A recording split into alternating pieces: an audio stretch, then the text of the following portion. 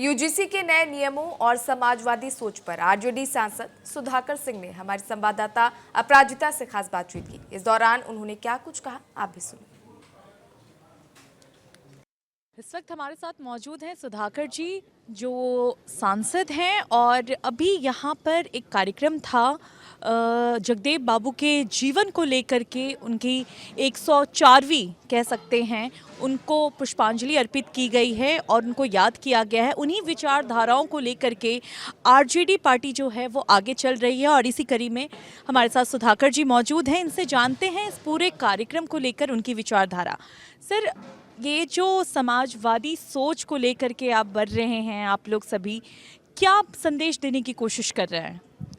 आज भी जो वर्तमान में जो युवा पीढ़ी है, उन सभी लोगों के लिए बहुत साफ संदेश है कि देश की आज़ादी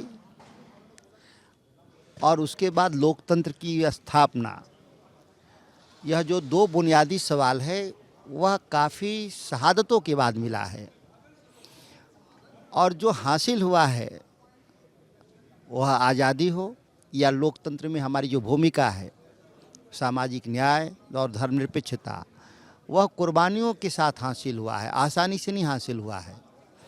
तो युवा पीढ़ी के लिए बहुत साफ संदेश है कि आप आगे इस बिहार को, देश को और उन मुद्दों को जो समाजवाद से जुड़ा हुआ रहा, उस पर आप अगर सजग नहीं रहेंगे तो ऐसे लोग जो देश में जो सत्ता में लोग आज हैं, जो धर्म के आधार पे, जातियों के विभाजन के आधार पे राजनीति करना चाहते हैं और केवल इस आधार पे भी राजनीति को आगे और नहीं ले जाना चाहते, बल्कि सत्ता का केंद्रीकरण, लोकतंत्र को तोड़ना ममोड़ना, संविधान को संकट में डालना और देश की अर्थव्यवस्था है वह केंद्रीकृत कर देना चंद लोगों के हाथ में।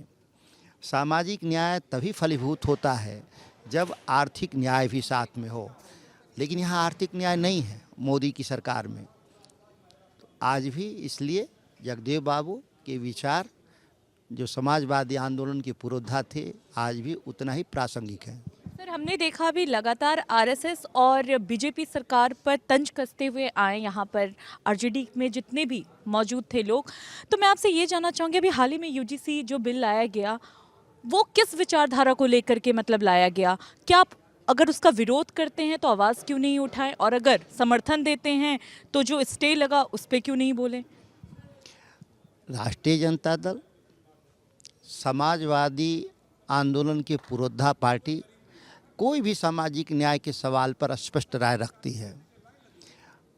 आपने देखा भी होगा, पार्लियामेंट के बाहर हम लोग बातचीत हुई है मीडिया से, राष्ट्रीय जनता दल की राय की बात हुई थी। हमने स्पष्ट कहा कि हम यूजीसी के जो रेगुलेशंस हैं हम उसके साथ खड़ा हैं।